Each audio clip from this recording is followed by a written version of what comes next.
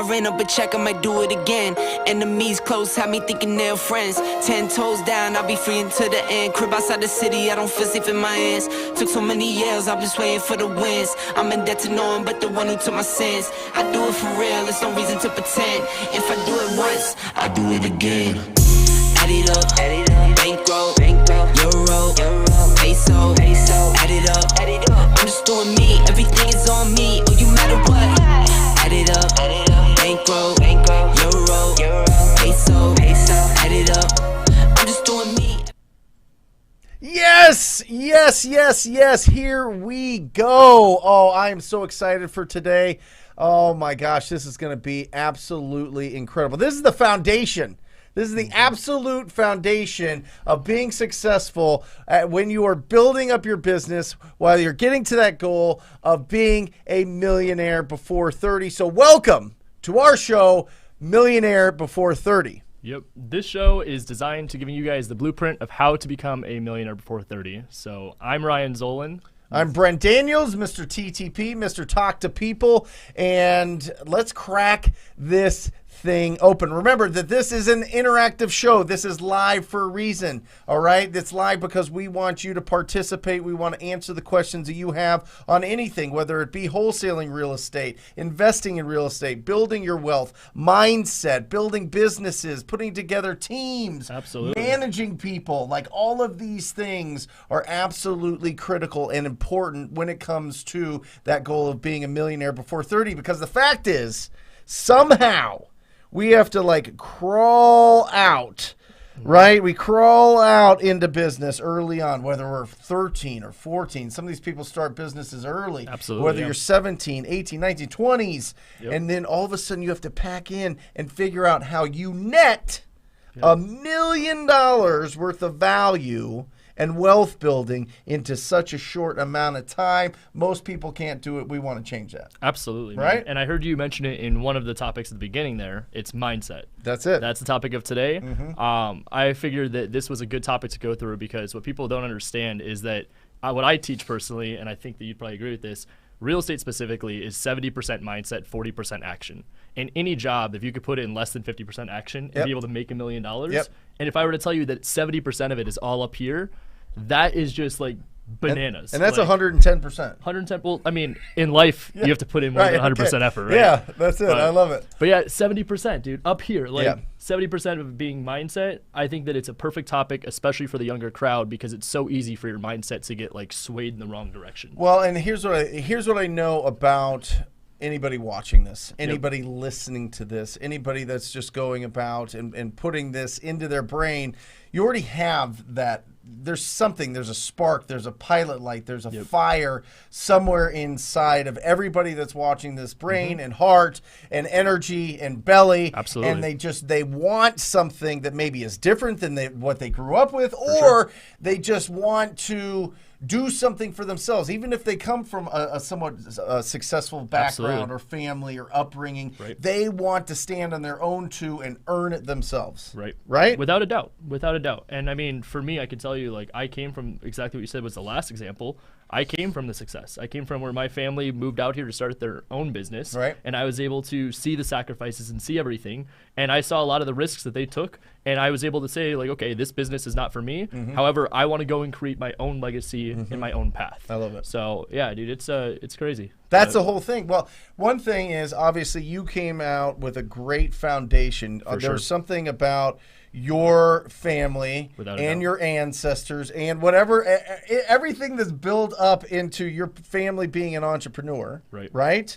And then you going out and doing that, you're starting out with a good mindset. So as you're growing up, what helped with that? Because there's people watching here, they've got kids. For sure. They're growing up in a family that maybe they don't have the same resources or the same experience that you had. How do you give them that experience kind of like just virtually or as we're doing it here? Like what was going on in your family that was supportive? And I want to ask Albert that as well. For sure. So I think for me, a lot of it was at a young age, I was really competitive. I was really big into sports. Love it. Like, there was always winners, there was always losers. I'm not into that whole participation trophy. Yep. But the big key thing was that we were big at celebrating the little wins. Sure. So, okay, you scored a goal in soccer. Nice job. Huge. You go and you get your next belt in karate. Amazing. Yeah. Congratulations, you really did it. You hit a base hit, a home run, you have a great game pitching in baseball. It was like celebrate.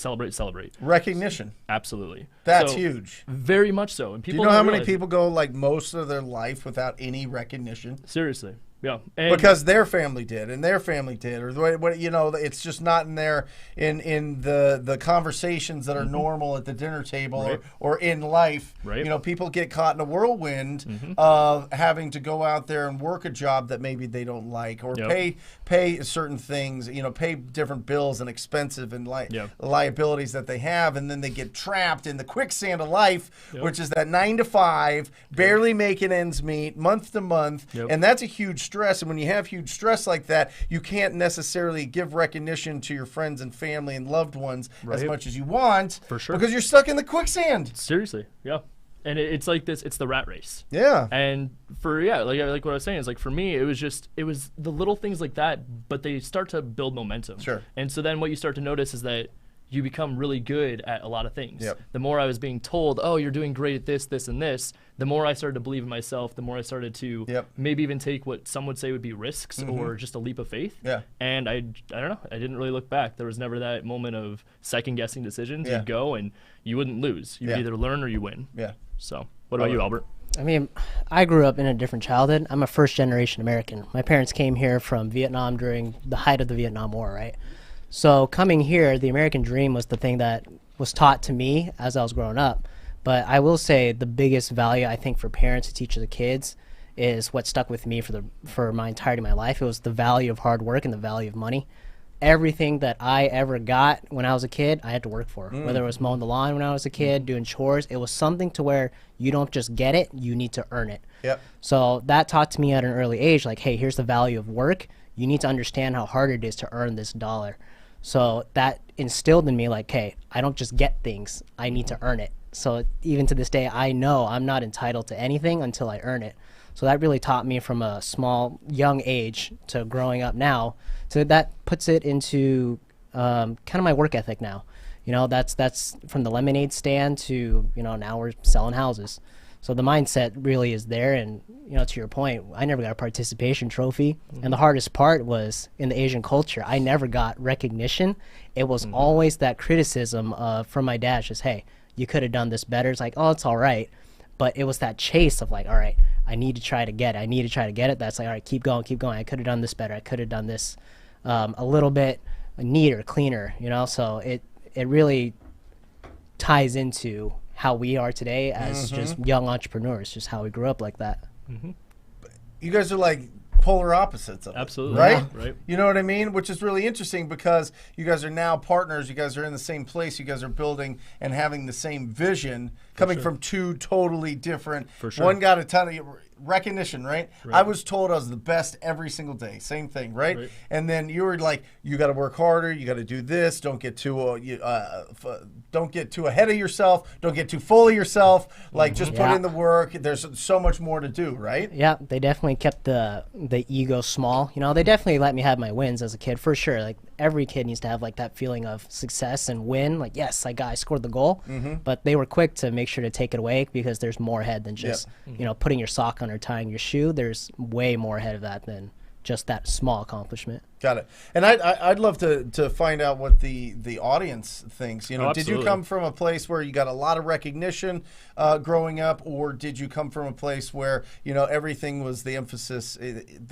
of hard work? I'm really curious just to kind of see what the mix is in here. So if you put in here just if you got a lot of recognition, put like a thumbs up, and if you had to really work, what would be a good emoji for that? Like a rocket ship or something. You've got the Astro Flipping. Yeah, why not? Yeah, we'll do a rocket ship for you. Really had to put in the work and build that momentum yourself, and really look internally for the recognition. Let me throw out 3 statements to you guys as we're warming up the show. We're warming up the audience. We're warming up the comments.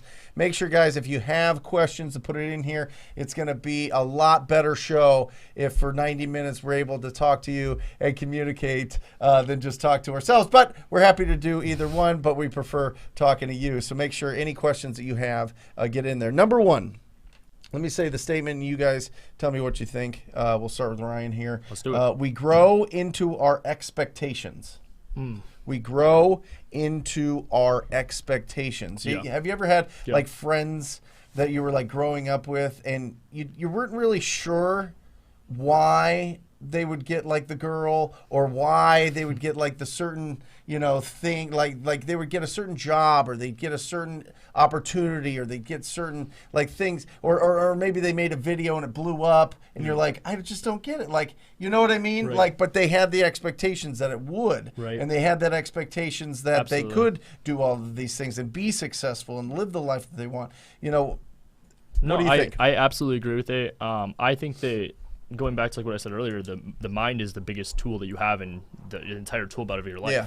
So for me, I would say 1,000% it's manifesting. Yeah. It's all about, you say, we talked about it on a couple shows ago, but if I say I'm gonna make $1 million, I'm gonna make $1 million. Yeah. If I tell myself I'm a loser, then I'm gonna be a loser. Like, it's all about what you put into your brain is what you're gonna put externally out into the world. Yeah. So Yeah, I'd agree with that. Just coming from the other side of it, to where my expectations growing up were the expectations of my parents. Yeah. Get them to that American dream, climb that corporate ladder. And when I broke away from that, that literally broke everything that I was taught as a child.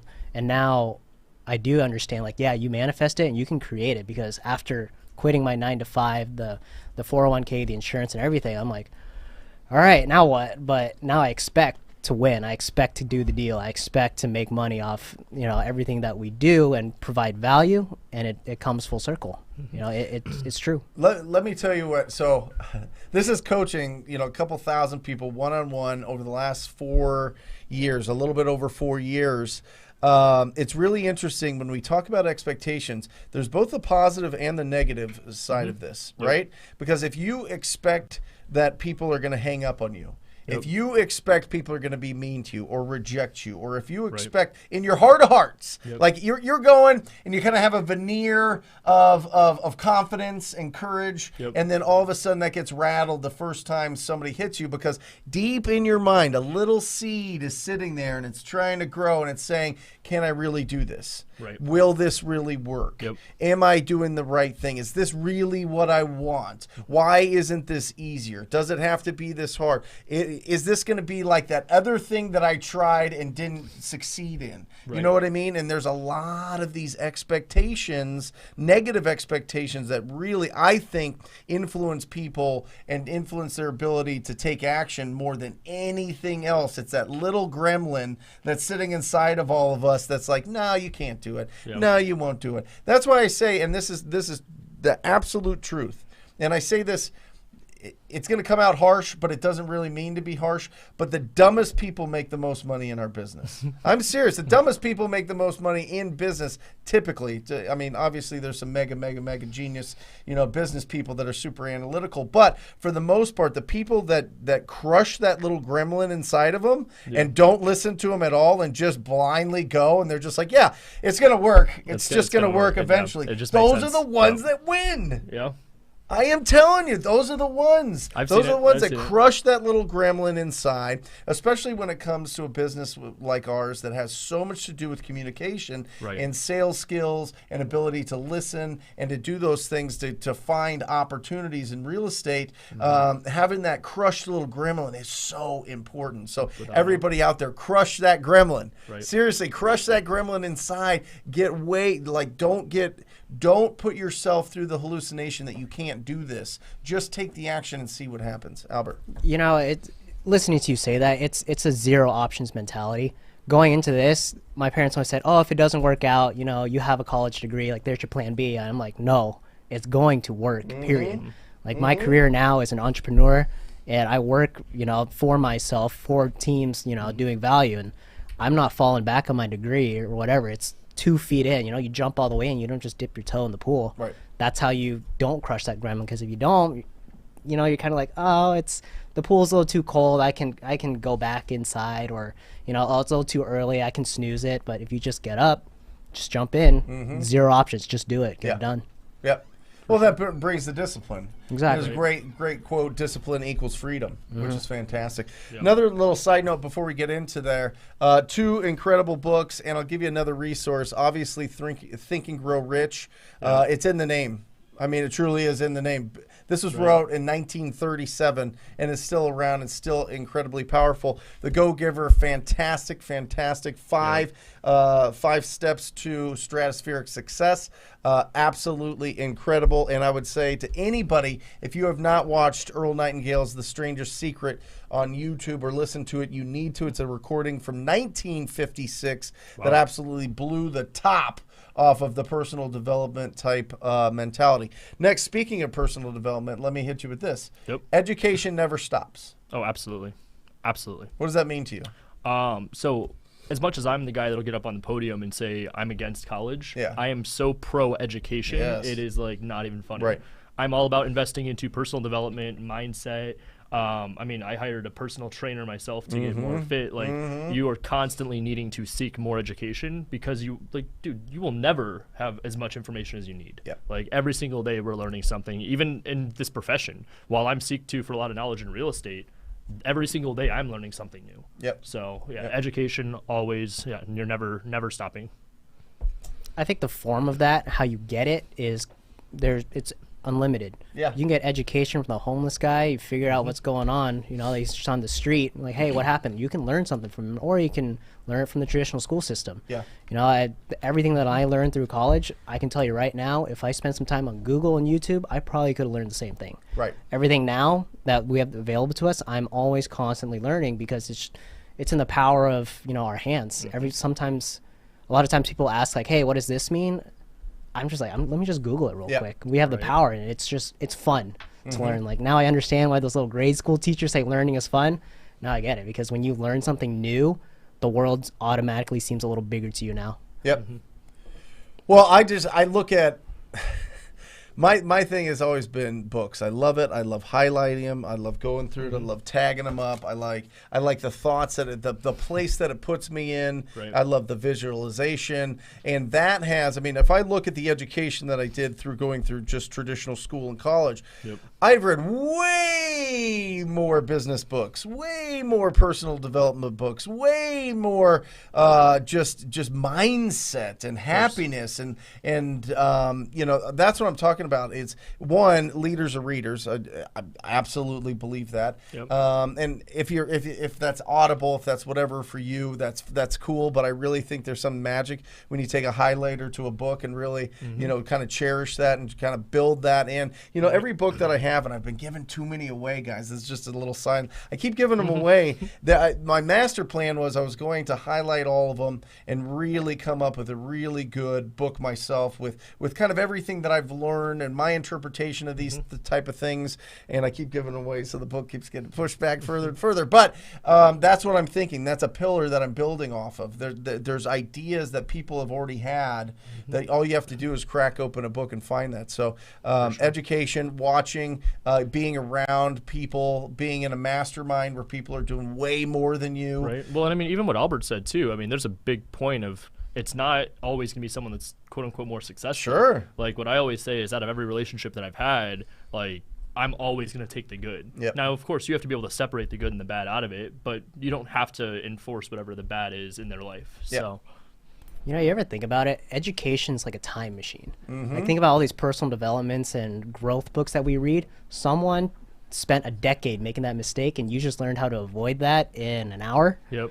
So, I mean, like, look, you learned wholesaling and everything, how to do deals in 5 years. It took me, 7 months with you full time to actually pick it up? Yep. Like, it's a time machine when you get to learn from anybody or anything. Yeah. Well, it's just doing it. Yeah. It's just getting past that doubt, that limiting belief, whatever you want, whatever tagline you want to put on it.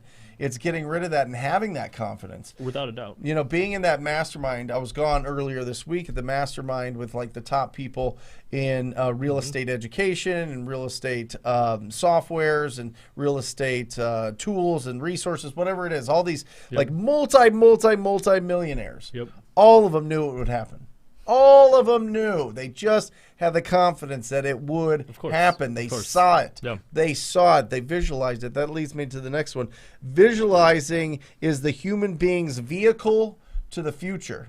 Absolutely. Yes. Yes. Visual, like if you don't have the vision of where you're going, the vehicle will never actually get to the destination. Right. You have to have that clear understanding of, like, for example, even with the team. Yeah. They all put their trust into me and what I do, and I know that with that, they understand the vision of where I'm taking it is where it's the promised land. Right. So, yeah, you need to have the visual 100%. I mean, it sounds so cheesy nowadays to think about it, but it works. Yeah. It 100% works when you think about it.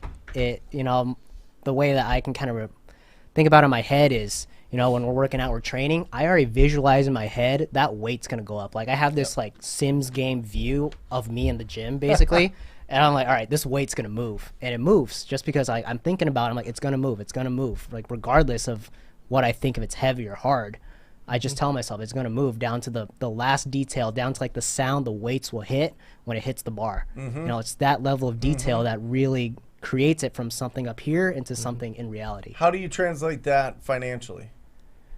Oh, so, sometimes you can just write down, I'm going to have 2 commas in my bank account. I'll write it down. Just take a look at your bank account, look at that number and think, all right, I hate this number, but keep looking at it until it turns into that number that you want to see in there one day, and then translate that into action. Make it happen. Yeah. Visualizing is only so good until you turn it to action. Yeah. Love it.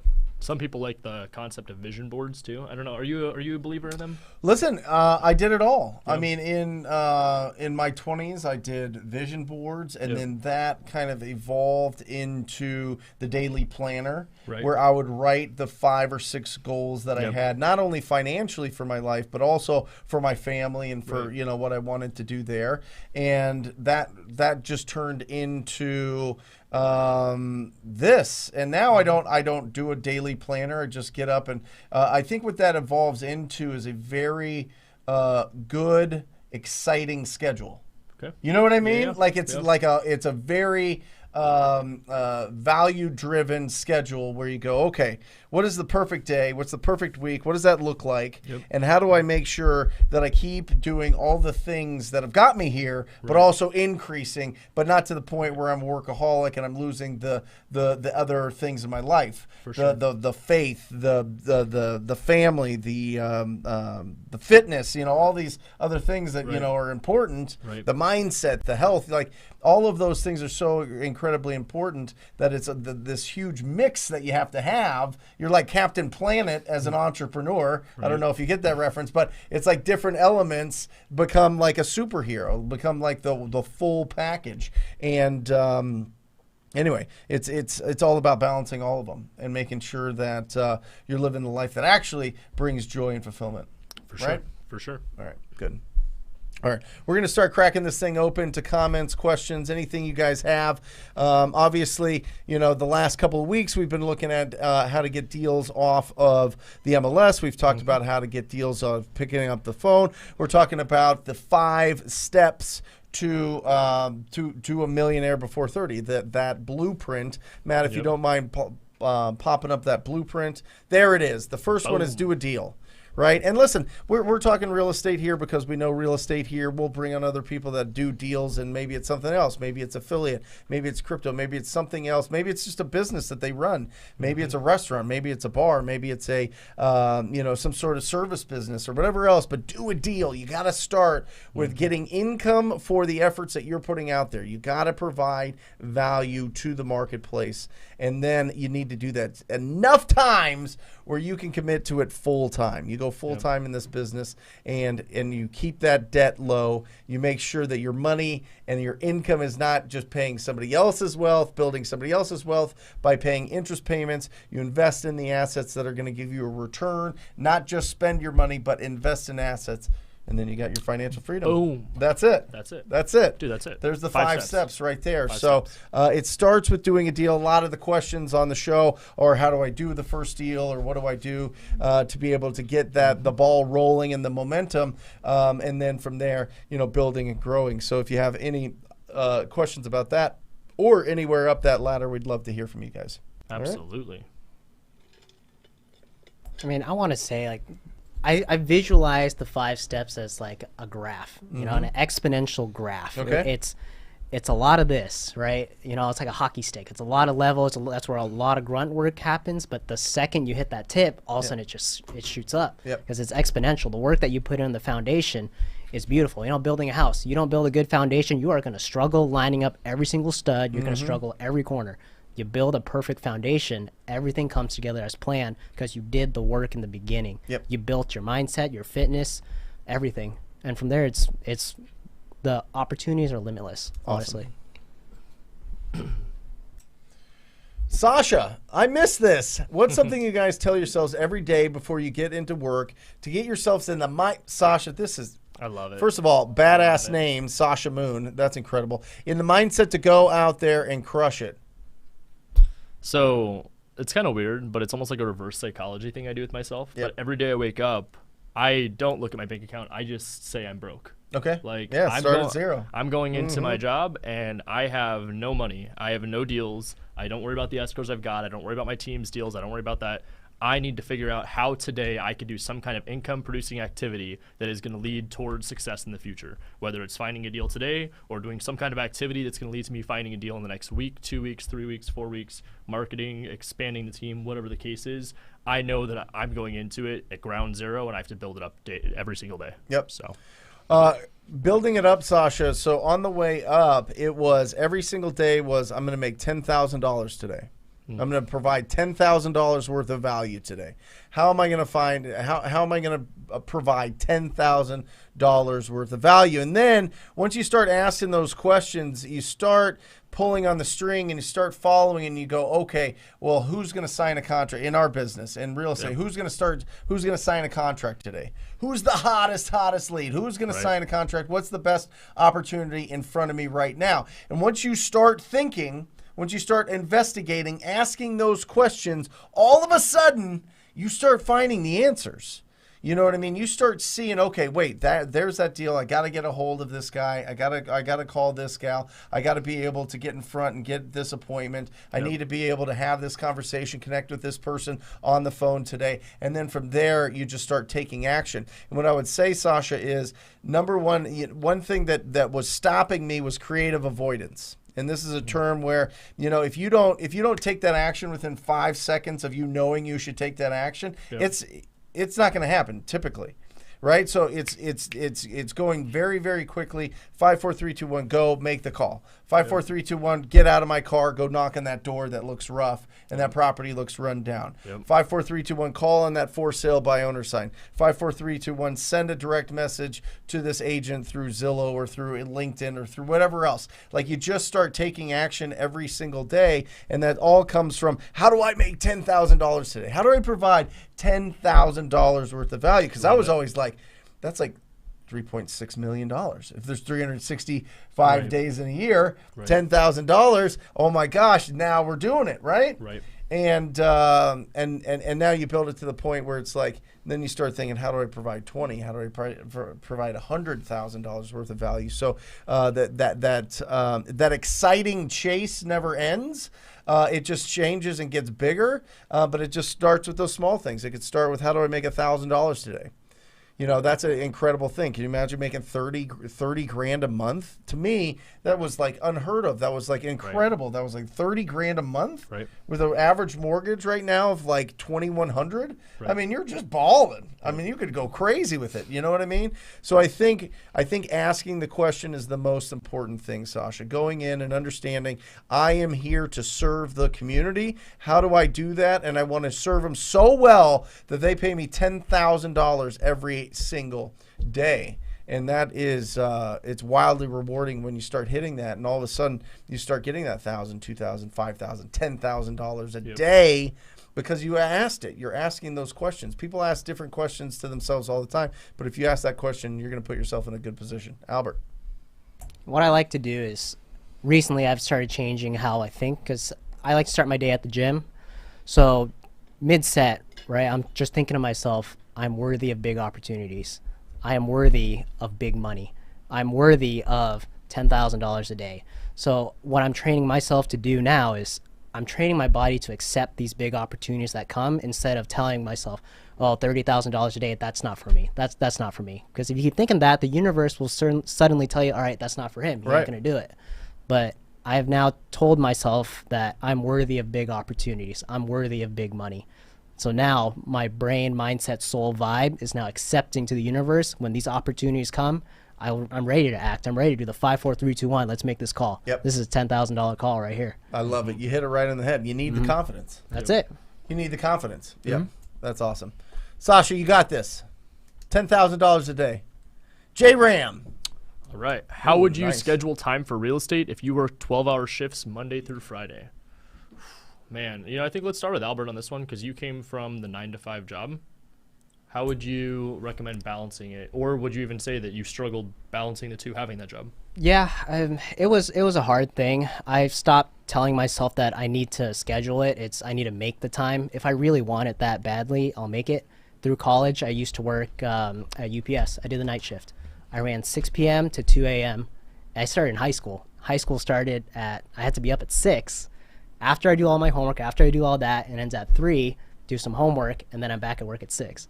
So still in between there, I was still able to make stuff to sell. I picked up trash on the side of this road that I found that I knew would sell.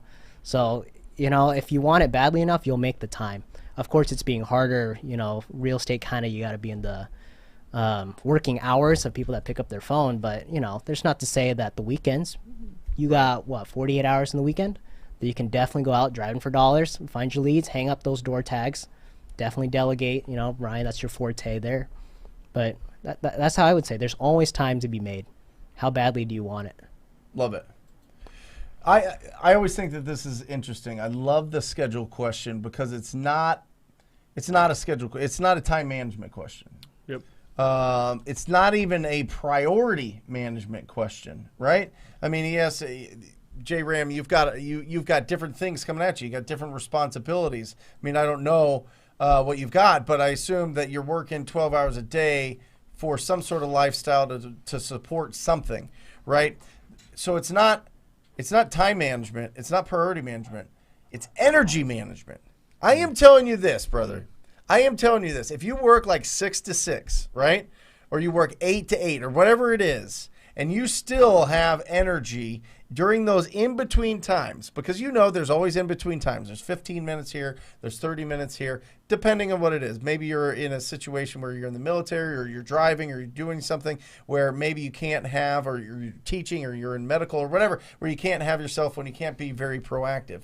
But what you can do is in the times that you have those breaks, just do something. I don't care if it's just one call. I don't care if it's a text message. I don't care if it is whatever, following up with a lead or something. Just doing something during the times that you have is going to build sustainable results for you, right? It's going to start, every single person you talk to adds to your skills and experience. So one, find those times where you can find the energy, where you have that enthusiasm for this business, and put it in there and protect your energy. This is one of the biggest problems that most people face, especially when you're going full time, is you're running with all of this work that you're doing. You're already in your head, you want to be an entrepreneur, you want that freedom, so you're already battling that, so that's causing some energy to go away, and you're doing the work, and then you have to transition your hat to full-time guy to entrepreneur, and it just takes a lot of energy. So one, really protect your energy. Make sure you're getting exercise, make sure you're getting sleep, make sure you're drinking water, make sure you're eating right, make sure that you're not getting hammered every night, because that'll drain your energy like crazy. So protect your energy, get it going, and then in the weekends, the times that you can, carve it out. Just remember, it takes 20 hours to do a deal. 20 hours of calling and talking to strangers, 200 conversations to get a deal. All right, and that deal is going to pay you $10,000 to $20,000 on average, depending on where you live. And so just think about it. Where can I find 20 hours this month that I can commit and bring good energy, good enthusiasm, good passion, bring that sizzle You know what I mean? Like that energy to it. Because I'm telling you, when you come off of a different industry and you're all of a sudden, hey, go make calls to these strangers, get rejected 199 times out of 200, and keep your energy high and look and visualize the future, because we grow into our expectations and keeping all that and staying positive. And you've got other people that don't want you to be doing this, and they want you to focus on other things, but you got dreams and you've got goals and you're doing all this. You got to protect your energy. Have to. And you got to protect your energy, and you got to get everybody on board. I feel like you guys pretty much hit all the points on that. The only other thing I would add in is what I was talking about at the beginning of the show would be find the little wins and celebrate those within yourself. For sure. And stack them. Stack them. Stack them. Because I always tell people you're going to snowball one way or the other, good or bad. So what you need to understand is, like, I really resonated with what you said. Make sure the energy's high, but then also understand that if you have a phone call, have a conversation with a seller, maybe it doesn't go well, but you didn't get on a phone call with any other seller the rest of the day. That's a win. You talked to a seller. Especially with having limited time, you got to find ways to make sure your mindset's strong enough for it. Awesome. Hamilton. Brent, how do you improve your mindset and discipline on cold calling, and how do you identify the different responses, yes, maybe no, to know if the call is a potential lead or not a lead? This is fantastic. So first of all, Hamilton, just to set the foundation here, when you ask somebody if they will consider an offer on their property, there's only 6 responses. Yes, no, maybe. How much will you give me? Who are you, and how'd you get my number? That's if you are on the phone. If you're face to face, there's only 5, because they're you're in front of them. You don't have their phone number, right? So the real thing is, how do you respond to all of those? We've got the scripts. We've got everything at ttpinsider.com. So make sure that you check that out, ttpinsider.com. Look for the TTP script. It gives you the responses to all 6 of those so that you feel confident and bulletproof. It's almost like you're hoping that they give you one of these responses so that you can use what you've been practicing and what the skills that you've been honing, right? So get in there and look at the scripts and understand how to respond to all of those. From there, it's just doing pre-qualifying every single lead, right? You pre-qualify them based on the condition of the property, timeline to sell, their motivation to sell, and their price. You get all 4 of those, you're going to be working with somebody that is likely to do business with you. And that's the only people that we should be spending time with. Everybody else will not do business with you. If you can't provide value to somebody, you shouldn't be trying to provide, let them go. There's plenty of fish in the sea. It's like anything else. You know what I mean? Absolutely. Let that happen. Let that go. Let somebody else help them. Let them list their property. Let them sell it to their neighbors or their relatives or whatever else. Let that happen. We are deal finders. We're not deal creators. Again, deal finders, not creators. And to develop your discipline, a couple different things. One, you need to squat up. You need to find somebody that understands what you're doing. You need to watch this channel every single day for real and just get that. All right, from Jose. Yep. So Brent, do you follow up with sellers who ignore your calls, or the ones that say no? I don't. Okay. I really don't. Well, listen, remember, saying no is just that's a door closed so you can try to go through the window. So when somebody says no to us, we say, do you have any, totally understand, do you have any other properties that you would consider an offer on, maybe even a piece of land? Right. Because a lot of people own land, they pay taxes on it forever and they don't get anything out of it. We've gotten massive deals from that. So we always hit them with, do you have any other, and we try to get specific, so it kind of shocks them a little bit. And what I found, Jose, is a lot of people ask the first question or hire VAs to ask the question of, would you consider an offer? Yep. And then they don't do a second follow-up question, and that's why the TTP students and even my own business, we make just a fortune off of that second question. Yeah. Question for you, Brent. So if a seller says no, would you even consider following up, say, in 2 months? Maybe situation changes with them. You don't know yet. Would you even consider following up in a longer timeline? Here's the thing. If it is a driving for dollars list, absolutely. I keep my driving for dollars list forever. Forever and ever. And we'll call through that list forever and ever and ever and ever, because I know those properties are destroyed. Right. We know that those properties need significant financial investment into it, and the likelihood that the property owner is going to put that investment, the capital into it, is very low. Slim. Not only that, But banks don't finance really beat up properties. They don't finance properties that need a lot of love. They will not take the risk of doing that. So you either have to get private money, which most people can't get, or don't get or don't know about, or you have to totally fix up this property to where you can get it financeable. And they just aren't able to do it. So really, it falls down like that ball drops all the way down to a cash offer from an investor. For sure. You know, they try all their different things, and then it comes to a cash. So they might tell us no, but 3 years later, all of a sudden it's yes. You know what I mean? Do you think a lot of that's timing, though? It's all timing. Okay. It is all timing. Yeah, that is the most slept on part of our business is the timing. Yeah, because people will trade equity or potential equity for speed and convenience. People will trade a lower price for a faster a deal. And people that have tried to get a higher price and people backed out on them for whatever reason, or the experience has been terrible and the deal doesn't get done, they're ready to go right now. I mean, they're like, okay, I wanted to get like 30 grand more. Now I can't deal with this anymore. I just need this off my plate. For sure. Yeah. Awesome. All these Brent questions. Yeah. Could you do? I think it's because we didn't do a show yesterday. Is what it was. Yeah, it's like people. Yeah, and I apologize, guys. That we will have a phenomenal show both Wednesday and Thursday. Obviously, this show next week. So tune in. Alan, could you do an example of how you would give your seller an offer? Why don't you guys go first with giving a seller an offer, and then I'll chip in. Yeah, so again, most of ours are MLS, so it's usually a little bit of a different conversation talking to the agent. If we're talking with the seller, it would just depend more on what list we're calling and situation, but the first thing that we want to do is figure out if the person we're talking to is the actual person that owns the property. So I like to go in not asking the question. I just go right for their first name. So for example, if it was Brent, I'd be like, hey, what's up, Brent? It's Ryan. Brent's guard's going to go down a little bit. He's be like, hey, Ryan, what can I do for you? Well, right there, I was able to qualify and understand that I am talking to Brent. Right. I would say the line we like to go with is acting as if we bought a property just around the corner. And so I'd say, hey, I just bought a property around the corner from you on 123 Main Street. Which you have. Yeah.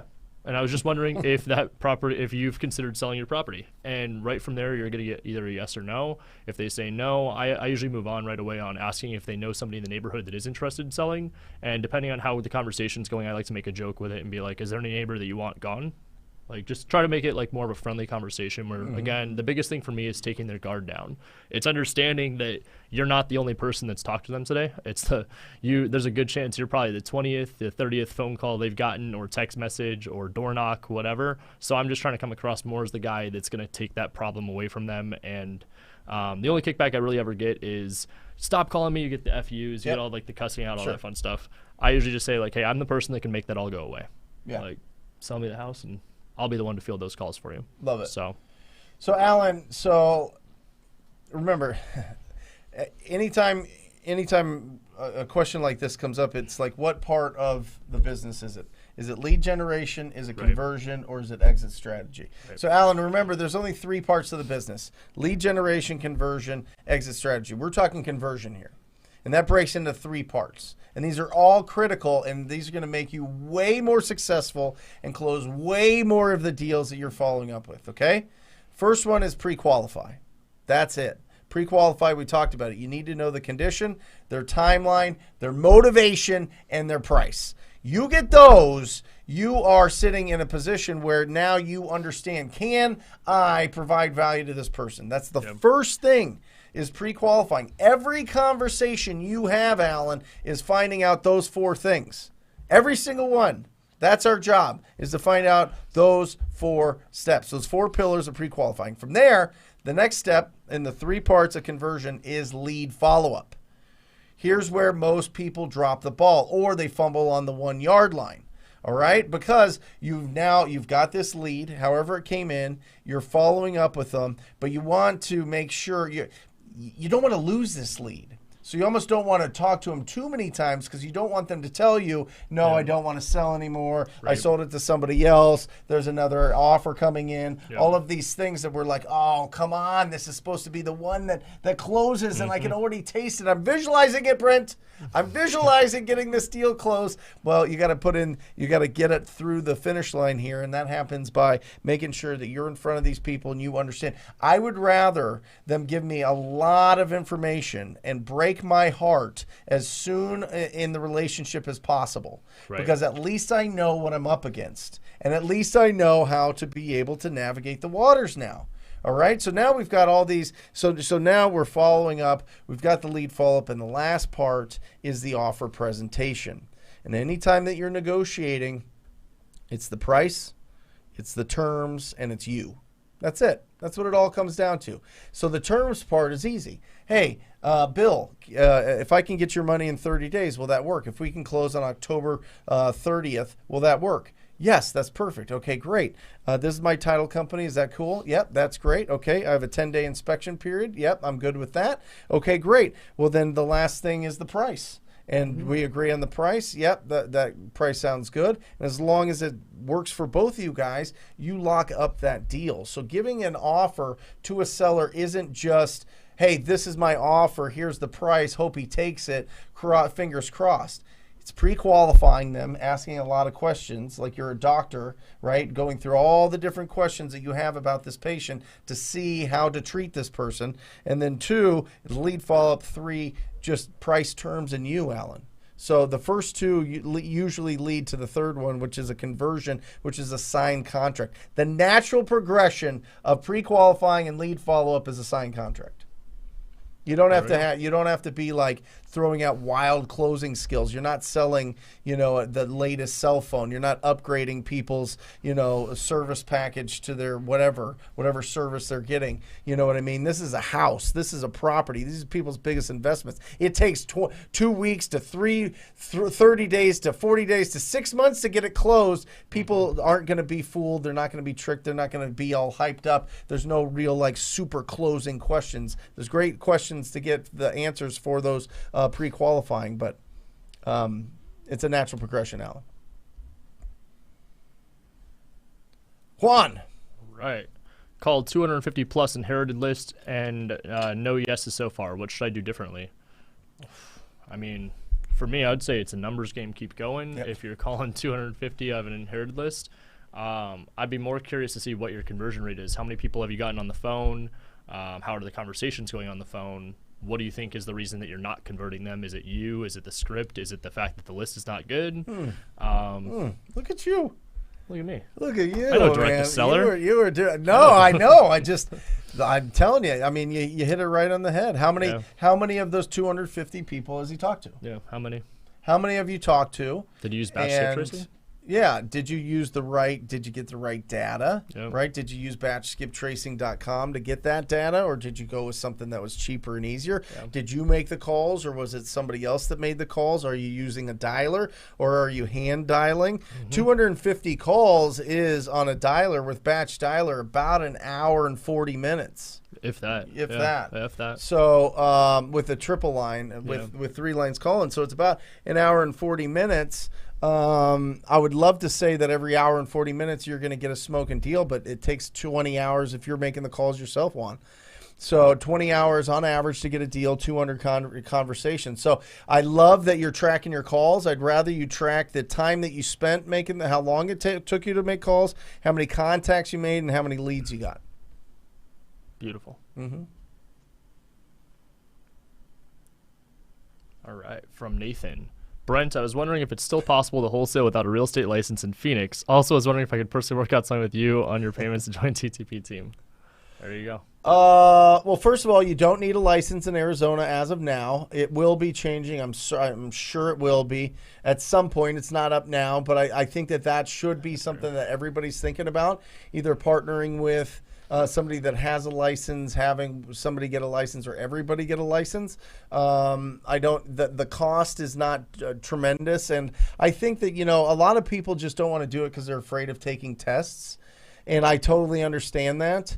But if you need to do it, you need to do it, or you need to find that that person that you do it with. The other thing is you only have to pass it once. Like I passed that's mine. what I was just gonna say. I passed mine 17 years ago. We have to do continuing education, but that's not, you're not getting tested again. So it's like goes back to mindset. You take that, take that time, you take that test. You have the expectation that you're going to pass that test, and then you don't have to worry about it again. It's in your rearview mirror. So Nathan, I will tell you what, if you'll put in. What's the best way to get his email or DM or what in the chat or in Instagram? Just email me. Email Alejandra at talktopeople.com. Will you put it up there? Yeah. Alejandra at talktopeople.com, Nathan, and we'll see what we can work out. We don't do the payments, but we'll see what we can work out. All right, brother? Especially if you're local. Awesome. All right, good. Alejandra at talktopeople.com. That's the secret key to most things, actually. I mean, never mind. Chris. Don't blow me up. Yeah. Do you have any tips get around disclosure states since you don't get as much information? Have you guys looked into any of these non-disclosure states or talked to the other people in non-disclosure states? No, the best advice we got from anyone actually was you. It was PropStream with specific states. So it just depends on where you're at, Chris, but PropStream's going to do a pretty good job. Zillow's okay to be able to do it, but ttpdata.com, if you don't have it, ttpdata.com, that is powered by PropStream. That's what I use to comp around the whole country. And I'll tell you, for the TTP students that are in the program, I probably do 20 to 30 comps a day, and it makes it really smooth and easy through PropStream. So number one is if you're close, you're going to get a pretty good idea on the value. But in non-disclosure states, you need to be reaching out to real estate agents in the market, say that you're interested in flipping in that property, buying, investing in that area. You're looking at a specific property, and you're going to be closing on it. You just want to double check the numbers and see what they think the fixed up value, what it would sell for if it was totally pristine and beautiful. That's what you want to have a conversation. Just reach out to the local agents. You can go to realtor.com. You can go to Zillow. Whoever's sponsoring those zip codes are probably the groups that you want to talk to because they want to do business in there. Am I right? Absolutely. Yeah. What do you think agents should say? Albert, we'll kick it over to you. What do you think investors should say to agents if they want to get comps from them on a specific deal that they're looking at if they can't pull comps as easy in non-disclosure states? What would be a good approach that they'd have for an agent? I think about that if someone were to approach me of that help, I would want to come off genuine and trying to do something because as realtors, we get so many different junk messages, spam messages, sales messages, and it's just trying to come off as, hey, I need some help. I saw you're a really good realtor in the area. Of course, play to their ego a little bit, like, hey, you're really great. I saw your ad, wondering if you can help me look at a property. It's one of those keep your cards close. Yep. Now they're interested, like, they'll respond to you now. That's when you start building the rapport thing. Hey, I wanted to buy this property. Wondering if you can help me figure out what's the actual value of it when it's all said and done. How do you prevent the agent from just going to the seller and try to get the listing? That's a great question. Mm-hmm. That's why I always say, hey, I'm buying this property, right? I'm buying this property. If I'm in negotiations, I think that's a fair statement to say. Yeah, I will say that. I mean? Yeah, that's definitely a hard point because a lot of agents, personally, I don't think about that a lot because I like to think I'm a good person at heart and I wouldn't do that. Yep. But for those smaller that are markets, out there, though, brother. Yeah. I mean, you guys know as well as I do. Agents are like. They'll go around a neighborhood that they're farming, and they'll like pee around the edges. You know what I mean? They're marking their territory, and you tell them that something's coming up in their area, and it's not under contract, or you're just looking at it, or you're just thinking about it. Yep. If they don't know the owner, I was just say they know them. They know exactly who it is. They know that neighborhood like the back of their hand. We had that experience. Yep. The first one in Scottsdale, same thing. Yep. Same thing happened. It happens. So sometimes that happens, Chris. You got to take the risk in disclosure states. Try to talk to the right people and just see what they think the value would be. You seem like an expert. I'm buying this property. I'm going to be fixing it up. What do you think it sells for? I just want to get an expert's idea of what the price would be once it's totally fixed up. Yeah. Cool. German. All right. Ryan, are you doing deals in Tucson? I'm an agent down here, and I've started calling MLS listings. I'm not flipping in Tucson. We've looked into it, but crews are expensive, and I had one like kind of bad go around in Tucson. But with that said, I've wholesaled a lot of deals down there, so I would be more than happy to help you move a deal. I'm not going to be your buyer though. Yeah. Unless it was like an absolute home run. That was perfect. Yeah, that was perfectly put. Fernando. All right. How does closing work when a buyer is closing with cash compared to hard money, private money? Is the process any different? How would they show proof of funds with hard private money? Thanks. Solid question. There is no real difference between cash and hard money and private money. There might be like lending fees or hard money fees that would be on the settlement sheet that would be the only difference between hard money and cash. But I mean, that's minimal fees that any lender would have for a closing process anyway.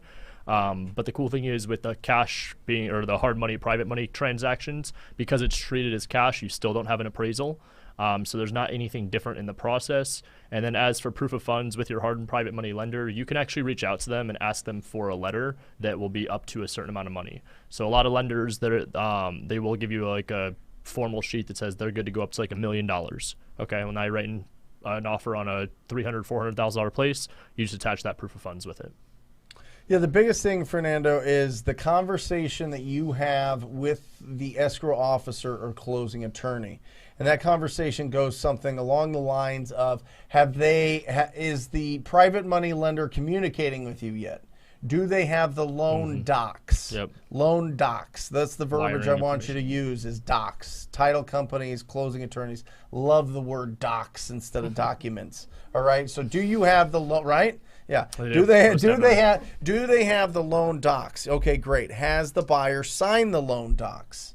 Has the buyer brought in their down payment? Have they brought in their closing funds? So those are it's the only real difference, Fernando, with traditional private money and hard money that isn't requiring some sort of inspection or like a broker price opinion called a BPO or an appraisal. If they don't require that, it should be smooth sailing, super, super, super easy. Same thing as if they had their own cash. You just want to make sure that private money lender or hard money lender has their ducks in a row, has the documents there in time for the buyer to sign for them and get it done in the time that's on the contract. So that's the biggest thing.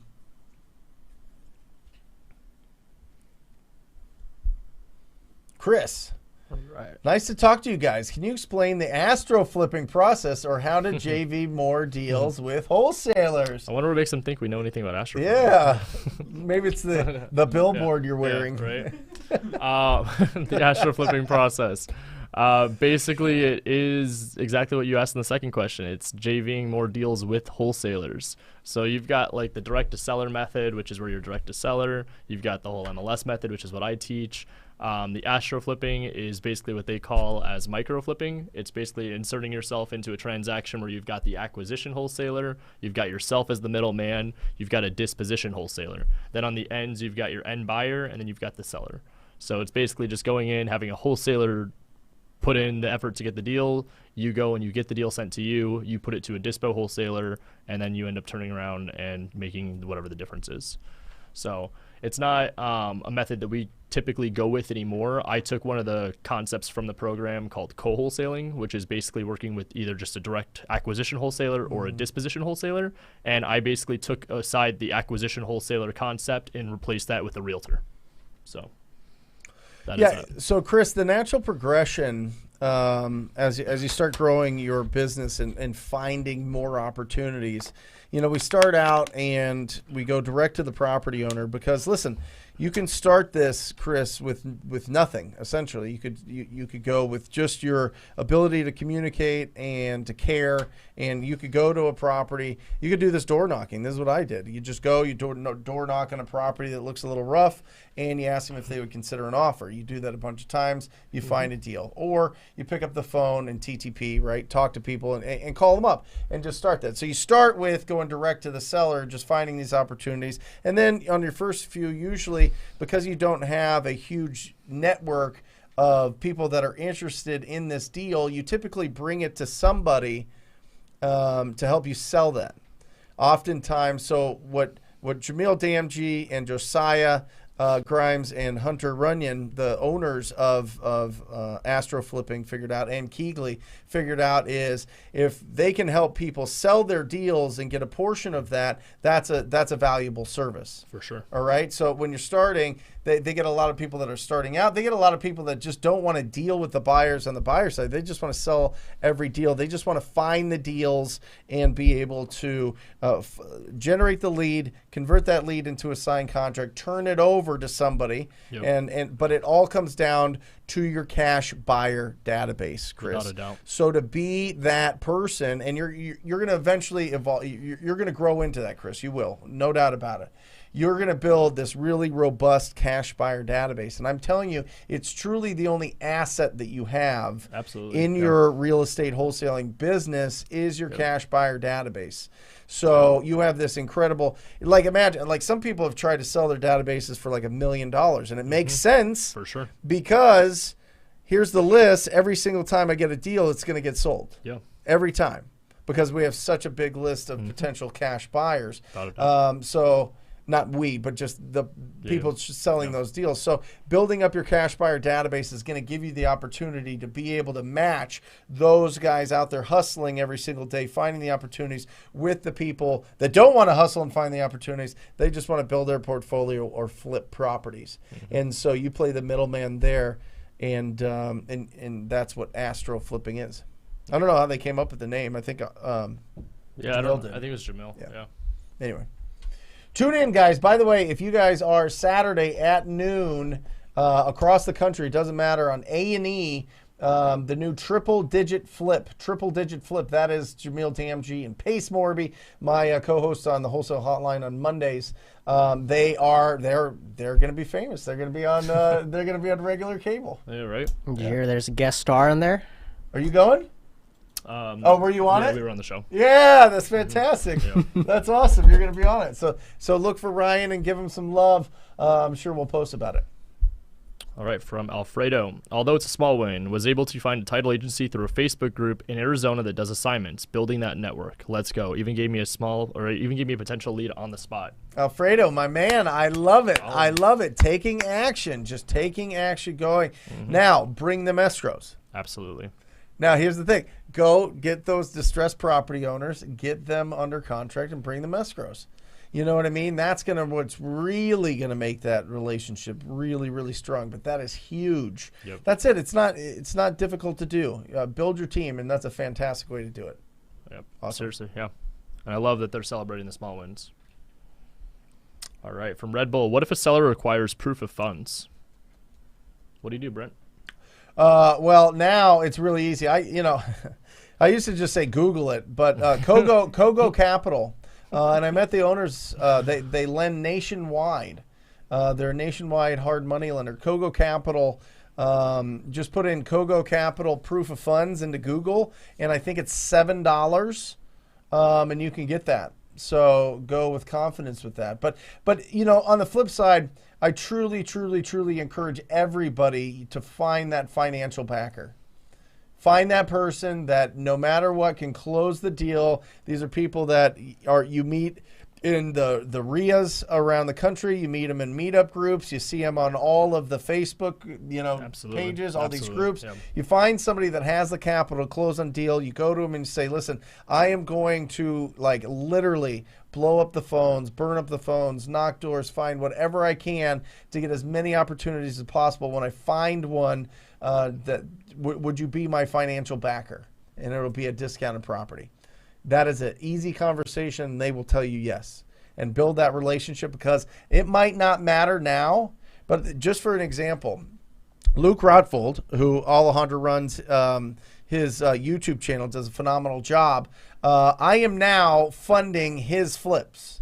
There you go. As of this morning. There you go. You know what I mean? Great return, investing there, building those relationships. Listen, he's a multi-millionaire.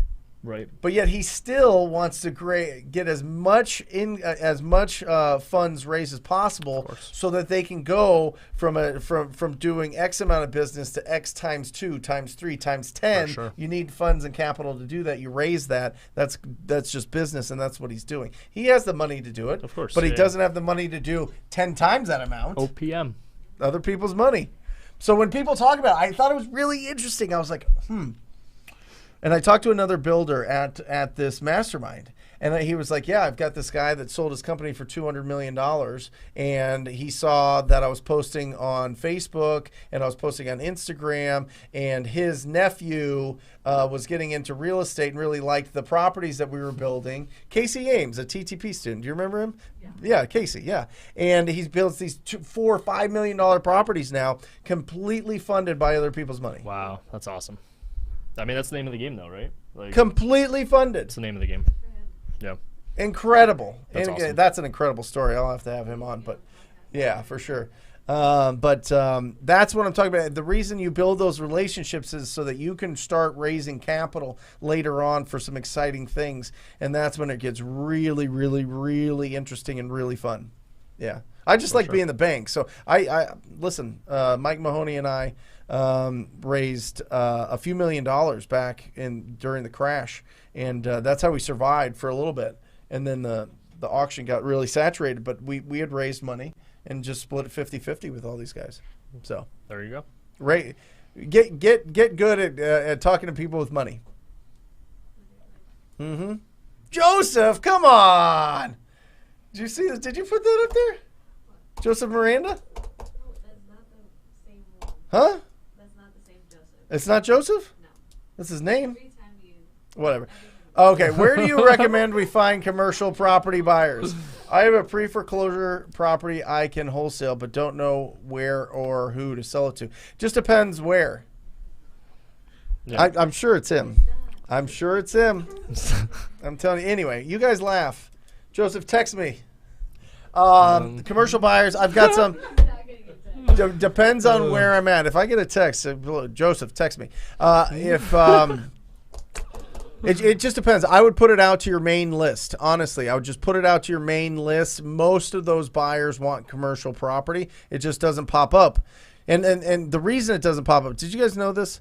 Commercial properties, commercial brokers cold call all day long. Literally all day long. Yep. I bought that building with Batch here. That's going to be incredible headquarters. I get blown up all the time.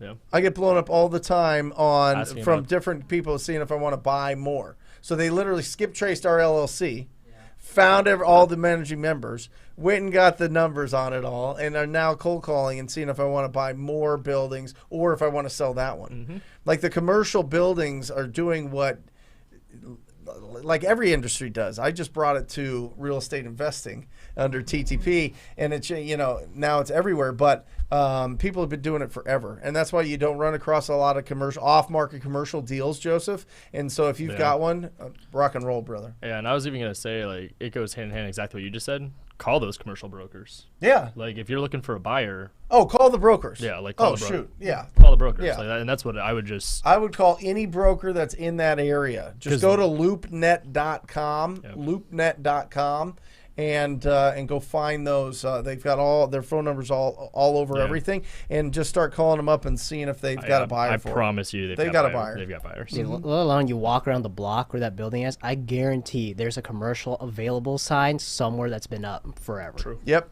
That number's Find still someone good. that's targeting and farming that area. Yep. Love it. Good stuff. Cameron. All right. Hey, fellas, do y'all have a favorite song to pump you up for prospecting? I mean, you could ask Albert, but like I throw on some Dr. Dre, and like, I get us bumping in that office. Like, shout out to the team. I already know they're listening to Dr. Dre right now. There's definitely not any Halloween music going on, but yeah, no, I get pumped up with some rap, hip hop, and you gotta ask my team. It's one of these times, like, just I don't know. We got to record it. We get bouncing around. I don't know, man. Sometimes I just bust out in song. Like, just there's no music playing, but I'll just start singing in my little corner, just Our singing. office is it's a vibe. You gotta have just that great attitude because you're about to cold call, you're about to get yelled at, whatever. So if you go in with just that mindset, like you just spent the time just like singing to your favorite song. You know, you're in that good headspace already. You're gonna have a good time. Yeah, Cameron. I don't. You know. It's been a while since I've been in that rhythm. I used to listen to Big Pimpin' by Jay-Z a lot. I loved that song. Anytime I hear that, right, Dana? Anytime you hear that beat, it's just kind of like, yeah, you just see him on a boat. And it just kind of put me in a good mood. But, again, Luke Rotvold, who has that phenomenal channel, Viking Boys, I've never seen somebody have more distracting things going on during prospecting than Luke. Like, he will have EDM, like, going crazy. Really? Like, it is, like the concerts, you know, Oh, yeah. that you can get, and it's the whole thing. Yep. And he's got it, and it's going crazy. And I love it, though, he's dude. doing his lead follow-up, and he's doing his cold calling, and that EDM's going, and I'm sitting there just like, Yeah. what is going on? What the And then hell? he's got old school Nintendo. He's got his PlayStation that he plays Madden on. Yep. He's doing all these crazy things while he's making cold calls. To this day, hours and hours and hours, two hours minimum every single day, 10 hours a week minimum. And he just gets into the rhythm. And I think that just having all of these things going on, he's definitely ADHD for sure. But having all these things going on really helps him to stay focused when he does get somebody on the call. And he's been doing it years. And I mean, Luke could literally do it in his sleep. Probably does it in his sleep. But whatever pumps you up, whatever gives you energy, man. You want to just get that energy, and you want to pour that into your voice, your tone of voice. Love that. Anthony. Ooh. All right. Can you go more into depth on how to build your private money lending list? For example, how do you approach them about gap funding on a fix and flip and structuring that? Solid question. Shout out to Anthony. What's up, homie? I would say... Who's Anthony? He is a guy... I don't know. Was he an Astro? Do you know? I don't Okay. know. But he came from California Awesome. as a CR operation. Yeah. So how to build your private money lending list. I took a course, shout out to Dave Day. It was on how to build private money. And I did that with Steve and a couple other guys that I know. And it was... Steve Train? Yeah. It was phenomenal. Dave basically teaches how to find private money lenders, but using public data. So we use a lot of the tactics that were taught in that. But then as for like just tips without having to spend money, I would say the best piece of information as to what we've been doing recently is pulling cash buyers from tax records and calling them. You know, if they own properties, they have connections to private money lenders. They have connections to how to obviously buy real estate. They actually own properties. But you want to get yourself, kind of similar to that commercial broker question, you want to get yourself put into a conversation where you know this person has multiple outlets of a possible scenario that could work. Because even so, I know your business model, Anthony. If you were talking to somebody that you were looking for a private money lender and they say, yeah, I'm not giving you my private money lender. Okay, sounds good. Do you by any chance have any other properties available that you're looking to sell? Do you by any chance are you looking to buy more properties? You can spin that a few different ways to be able to hopefully get some value out of one conversation. There you go. Yeah, Anthony, I mean, there's a good, you know, for us, it was just having conversations and it naturally happens. I think that that's usually what kind of how it goes. You show a track record, you show an enthusiasm for the business, and that takes you a long way. Now, taking it to the next level, there's a book. Matt, are you able to Google this? It's called like Get the Money. Just put Get the Money by Real Estate Investing and give me a name of the author.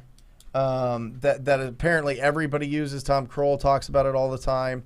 And it's just a phenomenal little thin book that's supposed to be really good. And we'll put that up here. But, you know, honestly, for most of it, it's showing that you're in really, really, really good rhythm. You're really building up. You've got a good track record, and people are going to want to invest in that. So that's why I love wholesaling first, because if I showed somebody, hey, listen, here's the first, even 5 deals. Here's the first 3 deals. Yep. Here's the first 3 deals that I found. Here's what I locked it up for. Here's what I made on it wholesaling. Here's what they're doing with it right now. Here's what they either sold it for, have it on the market for, or going to sell it for. Look at the potential here. Oh, yeah. I would love to do this ourselves. What do you think? Right. Getting the money Getting the money. as soon That's it. Susan Lassiter getting the money. Can you pop that up? Yeah, right there. And how many pages is it? I think it's super thin. I think it's really, yeah. Anyway, Anthony, I would look into that book, or anybody that's looking into that. Actually, for anybody, I would probably get in there. I should probably order that. 150 pages. There you go. And also, I mean, I believe Anthony just got his first deal too. Awesome. So awesome. Yeah, huge shout out to you, dude. Anthony, if you have, you better give us the details so I can ring this bell that's sitting next to me. Haven't rang it all week. Yeah, Anthony. Somebody's gonna get Anthony, it. It's put gonna yourself be you, up Anthony. there, dude. What'd you do on this deal? Yeah. I think it was a micro flip too. Did Joseph text me yet? No, it was not him. Ricky Santiago, when starting wholesaling, what are the initial steps? Get a business license within my state, lawyer to look over my wholesaling contract docs to see if they abide to the state's real estate laws. I think those are very good questions, but I think those are questions that you should worry about a little bit later. I'm big on action. I create a mess and then clean it up afterwards. For me, I would say you don't need to go get the business license within the state. You make a mess and Albert cleans it up later. That too. That's it. So you know what? Yeah. What did I do? Albert what did I do the 7 months before, Albert? Thank you. Go ahead, Albert, go ahead. I have 4 years. You want to answer Ricky's question here? I mean, I'm with Ryan on action over, Okay. don't overthink it too much. I mean, there's so many tools available, and you don't need a cleaner that will clean up your messes. Don't worry. I think Ricky, you're very capable of doing it. And real estate laws, I mean, a quick Google search, I'm sure there's a generic contract out there that says it. Mm-hmm. I mean, there's not too many things Dude, that I've you had can, people put stuff together in a Word document Yeah. and send it to title, and it's Yeah. worked. I've had people be like, do I need an LLC? Do I need a business bank account? Do I need an EIN? Like, yeah, you probably should, and I'm not an attorney or a CPA, so don't sue me. But, like, you don't need to do all these things at first. What you need to do is find a deal, find someone that knows how to close the deal, pocket some money. Like, one of my biggest pet peeves is when people don't close a deal, like, they're on the fence about going and getting maybe even a real estate license with a wholesale deal. I'm like, make money, then spend it. Then write it off. Keep like don't worry about all the like nitty gritty stuff yet. What I'd be curious to know what market you're in, and whatever market you're in, I could probably connect you with somebody that'd be able to help walk you through how to get your first deal, and then worry about all that stuff afterwards. So Ricky, as you guys are talking about this, I'm envisioning Ricky and I are at some sort of meetup or some sort of RIA or some sort of real estate investing conference or something. And Ricky, you come up and ask me this question, and what I would say is, I would find the greatest escrow or title officer in your area. Okay, I would just ask around. I would post it to the Facebook groups. I would find somebody that has a good, and a lot of those groups that you can go to, a lot of those meetups have the title companies there as sponsors. So it's like right there. Like I would just be like, Ricky, go talk to, whatever, Susan over there. And so you would talk to the title company, and I would say, I want to make sure that I've got everything lined up so that it's easy for you guys. Can you give me an example of a purchase contract that you guys prefer to use on these wholesale transactions? All the paperwork that you can do. I want to bring you guys a ton of deals. I just need to get past this hurdle, and I feel like I'll get caught, trying to figure this out myself if I can't get it, some help from you guys. So would you guys be willing to do that? And they are. If they're not, they're the wrong title company. Find a different one. Right. And then from there, you say, can I speak with your in-house counsel? Can I talk to your in-house attorney and just have a quick little meeting just so that I understand what I should be putting on here and make it make sense? They don't have to represent me. I understand they represent you, but with this deal coming to you, you're involved in this. Can I meet with that real estate attorney? And then from there, you're just getting advice. Do you need a license? I would ask that attorney. I would ask those people. I think it's always good to talk to attorneys and be able to do that. The problem is a lot of people go, I'm not going to take action until I get all this stuff done. Right. And you realize if you start talking to somebody now, it's going to take you 90 days to close that deal. So in the in between time, have these conversations with people as you're still doing your lead generation, but you can build your actual business structure through people that are going to help you out, and you're actually moving the ball down the field to be able to get paid. So good. Kind of the same line of that last question. Okay. All right, from Max. Hi guys, I'm totally new at this. Can you direct me of where to start in my journey, even if it's to watch all your YouTube videos in Ohio? Mm-hmm. Yeah, where to get started? I would say start off watching all the YouTube videos. Brent's got enough on his channel of how to get the business started from the beginning to get up and going, especially in Ohio. I mean, there's the Midwest markets. They are just money right now. If you can find a deal, you can make some good spread on those. Yep. So I would say start off with YouTube videos. That's what I usually recommend to people is YouTube University, and then figure out how committed you are in wanting this. Yeah. Listen, Max, watch this channel without a doubt, right? Only this channel. No, I mean, do what you want to do. But I listen, when I find somebody that I like vibe with, I stick with them, or I get too distracted and nothing happens.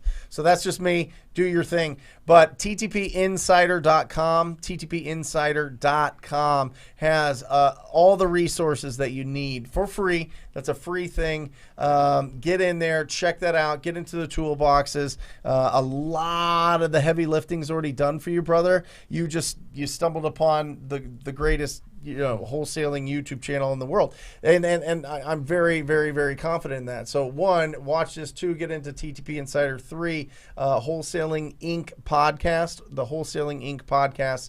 It's the #1 podcast for wholesaling real estate. It's not even close. So wholesalinginc.com podcast. Yep, and that's where you get going. And listen, Max, here's the deal. To get going in this, go find ugly properties and go talk to the homeowners. That's it. That's it. And just see how much they want for their properties. And then go talk to all the people that are buying all these properties and see if that price makes sense. That's it in a nutshell. And then from there, get the income, build a nice, healthy, heavy bank account. And then from there, you can start paying your debts down and go, if you have any, pay those off, buying assets, building your wealth, and now you're off and running. Javon. All right. Hey, guys, I'm at the point where I'm closing 1 to 2 deals monthly or bi-monthly. I'm finding it a challenge to close 3 to 5 monthly. I know conversion is one of my issues. What advice can you give? Perfect. So I always say my favorite thing is watching somebody go from the 1 to 2 deals a month to 3 to 5, because I think that's the hardest leap to do. Once you go from 3 to 5 to 10 plus, it's all just scaling. So I would say right now, I would be really curious to like kind of dive into your business model of what's your position within the company. What are you currently doing on a day-to-day basis that's getting you that 1 to 2 deals? Are you able to outsource that to somebody else that could bring in the 1 to 2 deals a month for you to then go and work on maybe more focus on disposition, or if that's what you're doing at the moment, heavy on acquisition? There's a lot of variables that I would be curious to figure out. But for me, it's usually at that point, it's figuring out if you're doing 1 to 2, you know how to get the deals, you know how to analyze them, you know how to convert them. Well, I don't think it's a conversion thing. I think it's just upping your numbers. Maybe it's taking from the 1 to 2 deals. I'd recommend the book Profit First. Make sure that you're paying yourself first from that business model. But then out of that, turn around and whatever you have left, make sure you're investing that into creating more opportunities to get to that 3 to 5. If you're doing 1 to 2 deals a month with the same amount of volume as like a 10,000 record list, and you're expecting to pull 3 to 5, but you've consistently been pulling 1 to 2, you have to up your numbers. So that would be my best advice to start. Definitely read that book though, Profit First.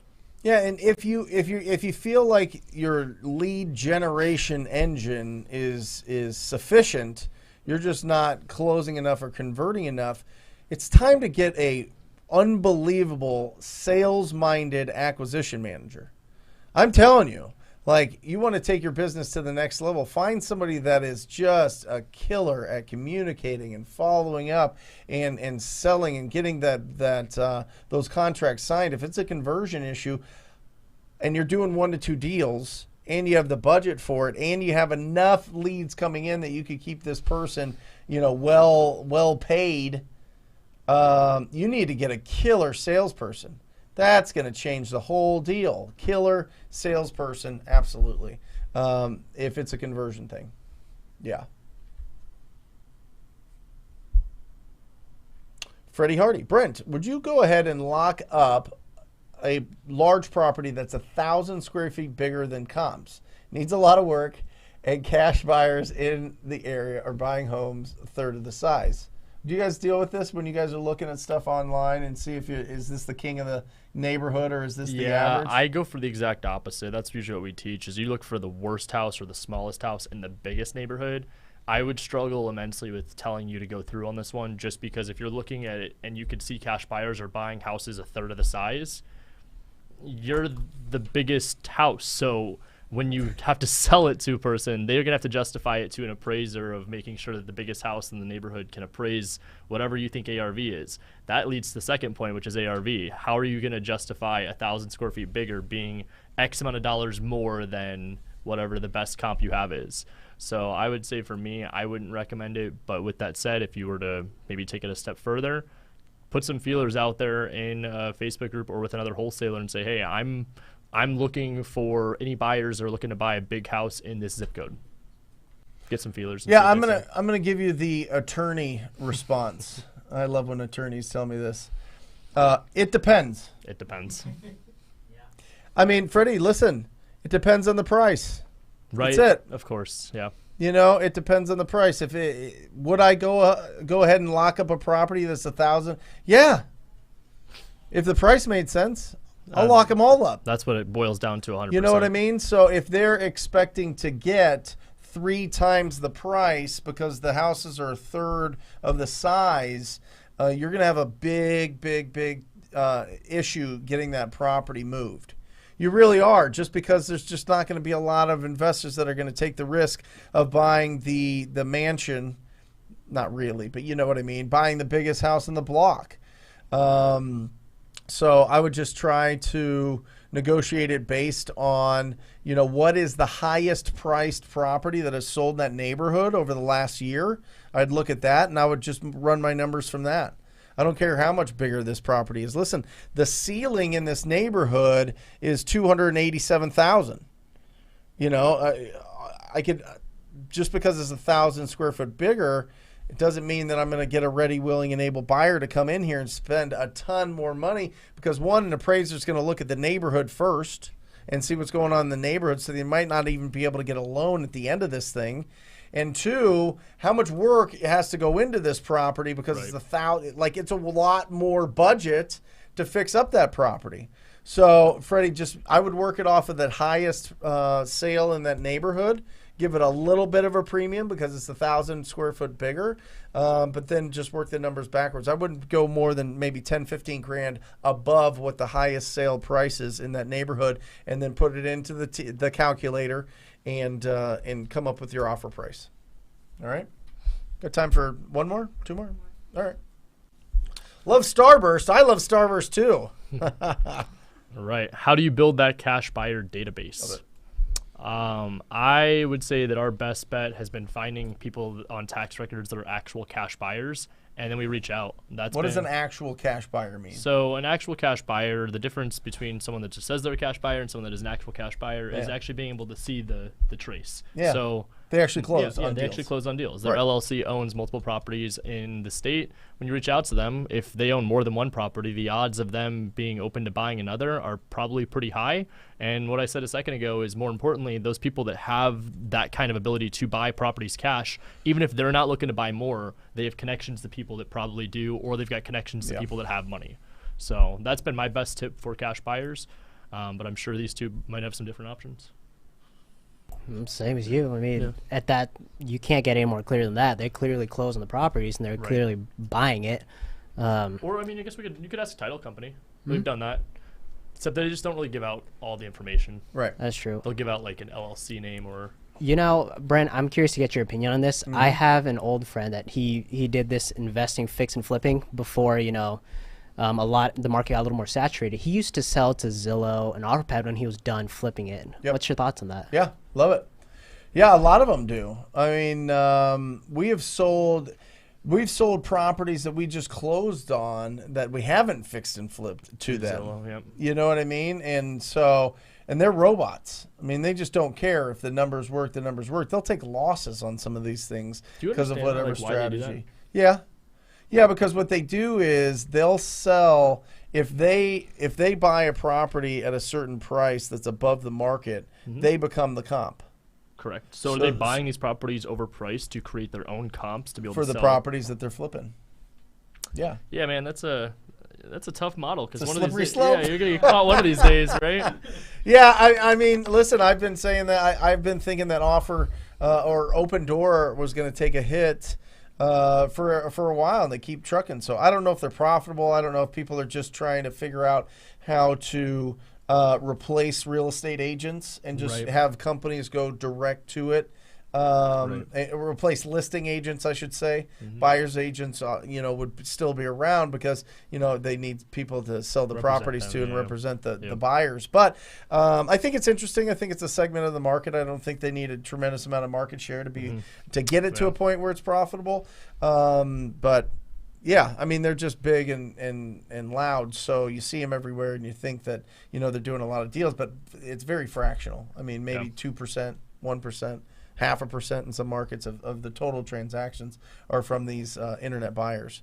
I Love Starburst 143 Cash Buyer Pack. We have a Cash Buyer Pack in TTP Insider.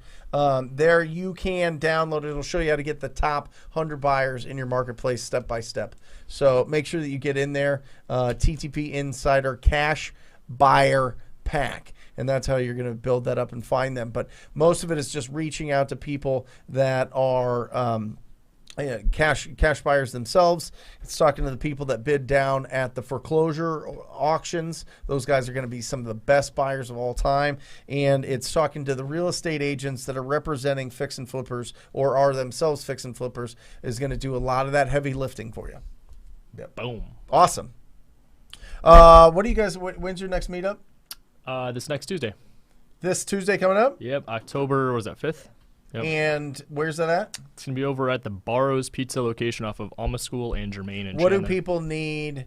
Do they need to register? Do they need to come? No, do just, they just need to show up? We've got the whole place reserved out. It's so like if you're in Phoenix, if you're anywhere, if you're in Arizona and you want to come to an incredible meetup group, it is at Barrows Pizza off of Alma School and Germain. Alma School and Germain. And what time? 4:30 to 7. 4:30 to 7 on Tuesdays, guys. So this is what I'm talking about. This is that squad up type of thing. Let's pack the house. Let's bring a lot of good energy and enthusiasm to that meetup group, and be surrounded by these incredible professionals, young professionals, these 23-year-old phenoms. So absolutely incredible. Well, it's happy to be back. Love all you guys. Any final thoughts? Take action. Final thoughts, take action. Put your horse blinders on. Stop getting distracted by all those shiny things out there. Put it on. Take some action. Awesome. Ryan? Same here. Yeah, just take action, take massive action, and don't get distracted. There's so many things being young that you got to just... It'll come. Be patient. Good. Trust the process. And remember, we grow into our expectations. We grow into our expectations. So this thing, we become what we think about. It's very simple. We become what we think about. Read these books. Think and Grow Rich. Go Giver. And make sure Earl Nightingale's The Strangest Secret. The Strangest Secret. Make sure that you see that. Till next week, guys. We love you. We'll see you next week, Thursday, 10 a.m. Pacific Standard Time. See ya. I ran up a check, I might do it again. Enemies close, had me thinking they're friends. 10 toes down, I'll be free until the end. Crib outside the city, I don't feel safe in my hands. Took so many years, I'm just waiting for the wins. I'm in debt to no one but the one who took my sins. I do it for real, there's no reason to pretend. If I do it once, I do it again. Add it up, bankroll, euro, peso, add it up. I'm just doing me, everything is on me. Oh, you matter what? Add it up, bankroll, euro, peso, add it up. I'm just doing me, everything is on me. Oh, you matter what? Add it up. Told her if it's all me, everything is on me. Gon' back it up. Matter what? Told you I'ma do me. Why you hating on me? It's not adding up.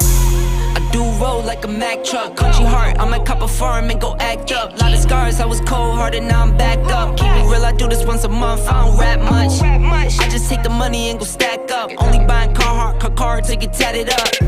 All that other bull, it don't matter much. You only climb me, I put the ladders